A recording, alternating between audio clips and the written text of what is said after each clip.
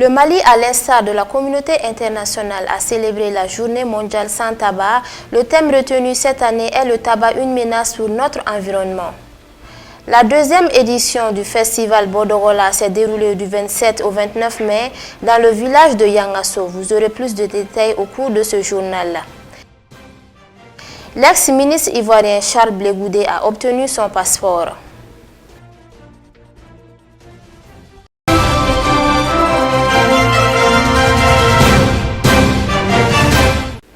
Merci de votre constante fidélité. Mesdames et messieurs, bonsoir et bienvenue dans cette édition. Les œuvres sociales du président de la transition se poursuivent, notamment à Ségou et à Pelengana. Ainsi, 3 forages ont été remis dans 3 écoles Médersa. Les 2 premières sont situées à Amdalaï A et la 3e dans la commune de Pelengana. Toutes ces médersa avaient un réel besoin en eau. Chacune de ces écoles abrite des centaines, voire 1 millier d'écoliers et de maîtres. Le manque d'eau amenait les enfants à sillonner les familles riveraines, générant souvent des altercations avec celles-ci. Mieux, les médersa étant des centres d'apprentissage de la pratique islamique, rien ne peut se faire correctement sans eau. C'est pour mettre fin à ces situations que les autorités régionales ont choisi ces écoles comme bénéficiaires des œuvres sociales du président de la transition. Les responsables de ces établissements scolaires ont rendu un vibrant hommage au président de la transition. Ils ont formulé des doigts à l'endroit de la transition et de l'ensemble du pays. La conseillère spéciale du président de la transition et le gouverneur de la région de Ségou ont félicité les bénéficiaires pour le choix porté sur eux, tout en insistant sur la nécessité d'assurer le maintien de ces équipements. Le Premier ministre Dr Choguel Kokala Maïga a reçu ce lundi 30 mai 2022 une délégation des régulateurs africains conduite par le président de la Haute Autorité de la Communication du Mali, M. Fodé Touré. La délégation africaine est venue s'informer sur le retrait des autorisations de RFI et de la chaîne France 24. Les régulateurs se sont dit satisfaits d'avoir rencontré à la primature un homme qui a de la hauteur et qui maîtrise parfaitement les contours et les enjeux de la question. Auparavant, ils avaient été édifiés par le président de la HAC, Fodé Touré, sur les manquements constatés. Suivons les détails. Cette visite de courtoisie extrêmement enrichissante nous a permis d'avoir les réalités non seulement au Mali, mais aussi dans la sous-région, a expliqué Babacar Diaye. Selon lui, la mission retourne bien enrichie et bien informée de la situation. Le Premier ministre nous a encouragés d'aller de l'avant. Dans quelques semaines, nous allons ensemble voir les étapes suivantes qui nous mèneront à apporter une solution globale à ce que nous avons constaté ici au Mali, a indiqué le président de la plateforme.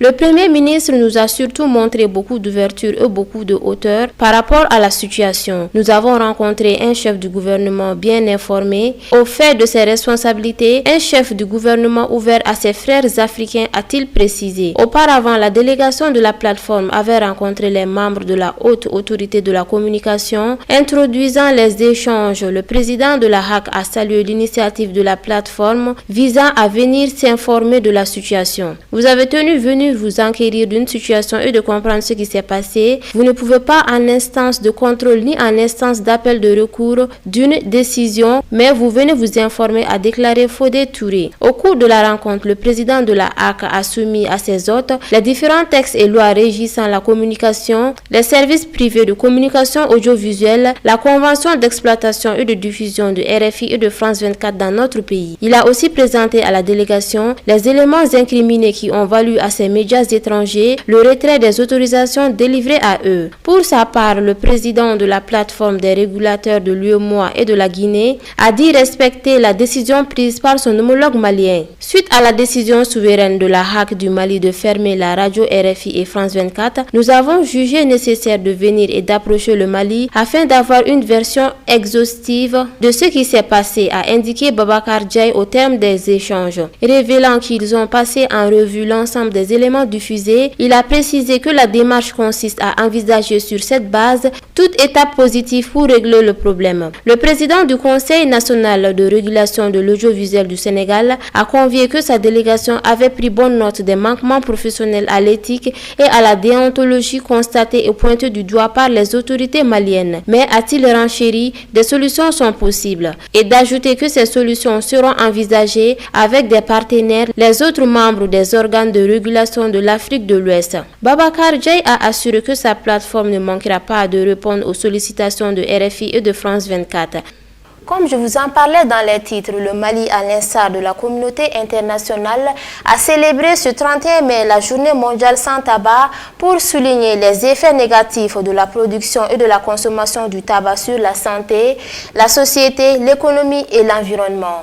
Le thème retenu pour l'édition de cette année est le tabac, une menace pour notre environnement. C'était ce matin au siège de l'Organisation mondiale de la santé à Bamako. Reportage Essata Touré et Moussa Diallo. La journée mondiale sans tabac a été instituée par l'Organisation mondiale de la santé OMS en 1987 pour faire mieux connaître partout dans le monde l'épidémie du tabagisme et ses effets mortels. Le représentant de la dite organisation au Mali pense que l'organisation de cette journée est très importante pour éveiller les consciences par rapport à la lutte contre le tabac. Je pense très bien que ça a un gros impact au niveau du Mali, étant donné que cette journée est célébrée et c'est médiatisé. Et vous aussi, comme les agents du média, vous allez relayer ça au niveau de la population, même au niveau très décentralisé, en arrière-pays. Je pense bien que ces messages seront relayés. Et à partir de ça, il y aura une conscience commune, une conscience populaire par rapport à la lutte contre le tabac. C'est un effort de longue haleine, ce n'est pas un effort qu'on doit faire ponctuellement. Nous devons faire ça continuellement pour voir la prévalence du tabagisme baisser au niveau du Mali. Bon, vous n'êtes pas sans savoir aussi que le Mali a fait beaucoup d'efforts dans ce cadre-là.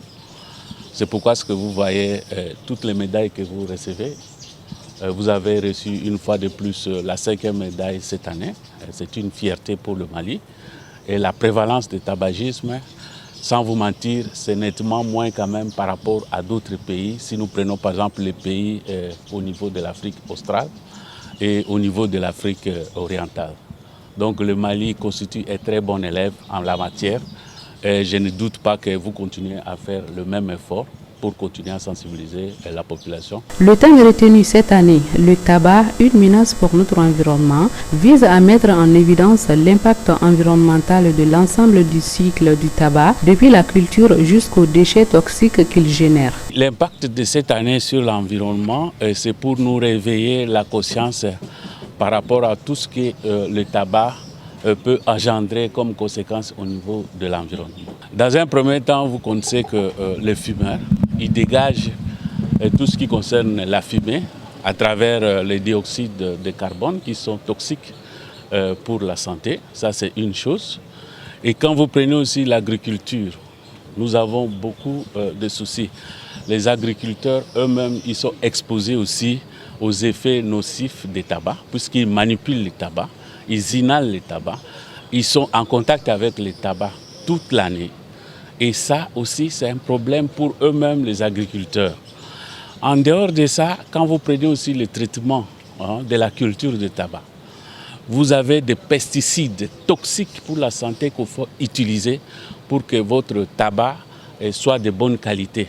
Et ces pesticides aussi sont nocifs à la fois pour l'environnement et à la fois pour la santé de la population. Au cours de la cérémonie, le réseau de lutte anti-tabac au Mali, Relutas, a reçu une médaille de la part de l'OMS grâce à son combat de tous les jours dans la lutte anti-tabac. Le réseau a mené plusieurs actions dans ce sens, selon son président. Nous avons organisé, créé et mis en place des clubs anti-tabac dans beaucoup d'écoles à Bamako et à Kati. Au-delà de ça, nous constituons une veille juridique pour suivre l'application sur le terrain de la loi anti-tabac que nous avons en République du Mali. nous agissons sur le terrain pour dénoncer ces actions-là.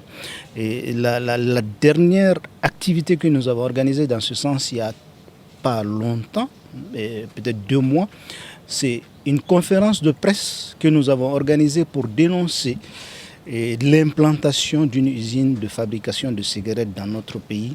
Autre chose que nous faisons, c'est l'organisation des Journées mondiales sans tabac, comme aujourd'hui, le point de presse que nous organisons, les émissions de radio, de télévision que nous organisons pour sensibiliser les populations. Quant au représentant du ministre de la Santé, il a lancé un appel à tout un chacun, plus particulièrement aux jeunes, sur les conséquences que peuvent causer le tabac. Pour la consommation du tabac, les cigares électriques, surtout les chichas, que les jeunes ne considèrent pas comme tabac. Mais il faut que les jeunes sachent que ce chicha-là est beaucoup plus nocif que le tabac, que la cigarette. Donc, on les exhorte, on les appelle, on les implore à arrêter la consommation de ces substances qui détruisent l'état de santé de ces jeunes-là. Parce qu'en détruisant leur état de santé, c'est l'avenir du Mali qu'on est en train de détruire. L'avenir d'un pays, c'est sa jeunesse. Le tabac nuit gravement à la santé et une consommation modérée ne peut être en aucun cas une voie de sauvetage. Pour notre santé, disons non au tabac. Le ministre du Développement rural, Modibo Keïta, en compagnie d'une forte délégation, était parti en Guinée-Conakry pour débattre avec les autorités guinéennes du thème de l'exportation du coton malien sur le territoire guinéen. À la fin de la rencontre, le ministre du Développement rural s'est exprimé au micro de la RTG. Suivons son intervention. La CEDEAO a pris une sanction pour essayer d'isoler le Mali. Les autorités guinéennes, en l'occurrence le président de la République de Guinée, a dit non, que la Guinée restera un lien entre le Mali et le reste du monde. C'est dans ce cadre qu'on est là aujourd'hui pour exporter notre production record de coton. Parce qu'on a été premier en Afrique en production de coton et c'est un record au Mali aussi. Donc ce coton, il est cultivé par des millions d'exploitants agricoles pauvres. Lorsque on n'a pas de débouché pour les vendre, c'est pour aggraver la souffrance de ces populations pauvres. Le président de la République de Guinée a dit non, moi je ne peux pas accepter ça, vous pouvez utiliser le port guinéen. Dans l'obscurité qu'on voit les étoiles, ce sont les amis. Et la Guinée, c'est comme une étoile. Parce qu'au moment où on a voulu assombrir le devenir de notre pays, c'est la Guinée qui s'est présentée pour dire non, je suis là, je vous soutiens. Comme je vous en parlais également dans les titres, les ressortissants de la commune rurale de Yangasso ont organisé la 2e édition du festival Bodogola du 27 au 29 mai 2022 dans le village de Yangasso. La 2e édition du festival Bodogola était placée sous le parrainage de M. Suleiman Diabaté et de Mme Sissoko Diarra Koulibaly, Ali Koulibaly et Salif Niari.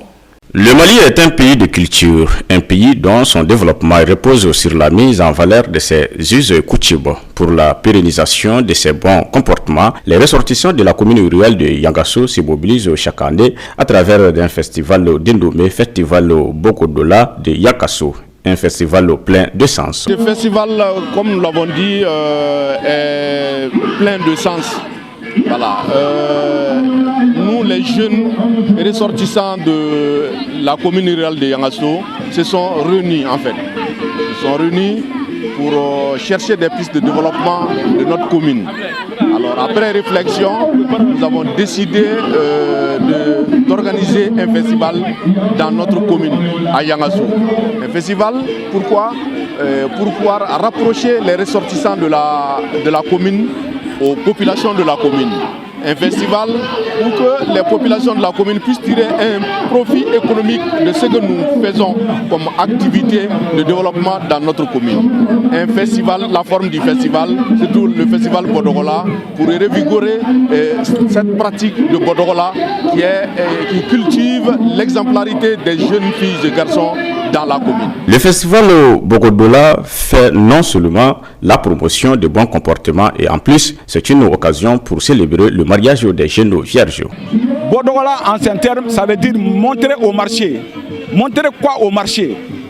Montrer les jeunes filles et les jeunes garçons dont les mariages seront faits en début de saison. Donc, il y avait des rituels. Les rituels se font dans les différents villages. Mais Yangasso est la commune centrale. Donc, tout le monde se retrouve à Yangasso le jour de foire qui est un mardi. Quand tu vois ces jeunes garçons et ces jeunes filles dans l'accoutrement avec les vieux et les vieilles, c'était significatif. Ça veut dire que ceux-ci sont prêts à être responsables, ceux-ci sont prêts pour le mariage. Et il y a certaines choses. Si tu avais fait alors des actes gauches, tu ne pouvais pas vraiment venir sous l'arbre sacré. Donc toi tu ne pouvais pas venir, tu restes à l'écart. Parce que si jamais tu venais, alors une foudre pouvait descendre sur toi. De son côté, le préfet dira que le son des instruments musicaux vont permettre aux vivants de retrouver les repères du développement. Le village de Yangasso va vibrer au son des tam-tams, des flûtes, balafons et des chants du milieu profond. Quoi de plus exaltant que toutes les sonorités de notre terroir dialoguent au long de ce festival pour nous enseigner, nous rappeler de nos valeurs positives afin que nous nous reconnaissions et utilisions nos repères pour mieux réussir notre développement. Le parrain, dans son intervention, a affirmé et confirmé la cohésion de tous les ressortissants de la commune rurale de Yangasso. Alors, le festival est en train de prendre une grande dimension. Mais heureusement que nous sommes tous unis. Vous me voyez comme ça ici, je suis en contact avec tous les ressortissants qui sont à Bamako et partout ailleurs. Bon, ça nous sommes, il n'y a pas de problème entre nous. C'est pourquoi je dis que c'est la cohésion totale. Bakary Dambélé a appelé les initiateurs du festival de se mobiliser davantage pour la réussite du pari. Selon lui, les attentes sont nombreuses. Le message que nous avons, c'est premièrement c'est de les remercier de l'effort qu'ils ont fourni, parce qu'il faut reconnaître que les 2 premières éditions que nous organisons comme ça ont été soutenues sur fonds propres, sur cotisations propres des ressortissants.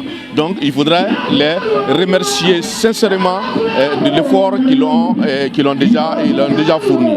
Ensuite, l'appel que nous avons lancé à leur égard, c'est de persévérer dans ce sens-là pour que nous puissions atteindre nos objectifs. Parce que les objectifs que nous nous sommes fixés sont loin d'être atteints. La 2e édition du festival Bogodola de Yangasso a été une réussite totale. Mais les initiateurs invitent les ressortissants de la commune à se donner la main pour relever les défis.